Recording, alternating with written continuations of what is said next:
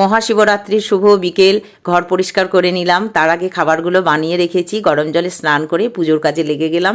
প্রথম প্রহরেই জল দেব, মা মেয়েতে উপোস করেছি, তারপর খাবার বানানো কষ্টকর হবে, সেই জন্য আগে থেকে করে রাখলাম। আমি সেইভাবে মন্ত্রতন্ত্র কিছুই জানি না, পুজোর নিয়মকানুন অত কঠিন করে আমি কিছু পালনও করতে পারি না, কোনো মন্দিরেও যেতে পারি না। বাড়িতে থাকতে মন্দিরে গেছি, আর এখানে আমি ঘরের মধ্যেই ভক্তি ভরে ভালোবেসে ভগবানকে পুজো করি।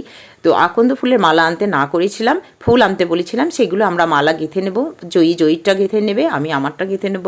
আর সাদা শিবলিঙ্গকেই আমি কয়েক বছর ধরেই পুজো করছি ভক্তি ভরে ভালোবেসে, সেইভাবে তো কোনো অসুবিধা বুঝি না। আর বাবার রং সাদা কি কালো আমরা তো কিছুই বুঝি না। তো সংসারে থাকতে গেলে অশান্তি ঝঞ্ঝাট তো সবার ঘরেই আছে, তার জন্য শুধু শুধু কেন সাদা শিবলিঙ্গর দোষ দিতে যাব, তাই না বলো? তো ভালোবেসে ভক্তি ভরে ভগবানকে ডাকলে কোনো সমস্যাই হবে না, এটা আমার মনে হয়। তো তোমাদের সবার খুব ভালো হোক, ঠাকুরের কাছে মঙ্গল কামনা করি, তোমাদের ভালো থেকো। আজ এই পর্যন্তই আসছি।